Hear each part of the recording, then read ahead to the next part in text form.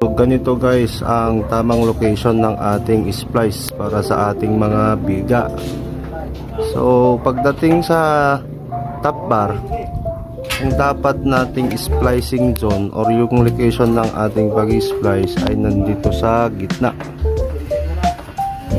ng dalawang poste. Yun, dalawang poste, ipagitna nyo lang guys. Tapos yung splice nyo, yung haba ng dugtong nyo ay 600 mm.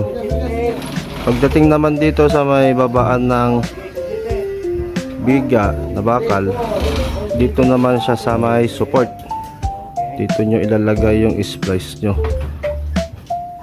Wag na wag po ninyong pagtapatin yung splice or dugtong ng top bar at bottom bar.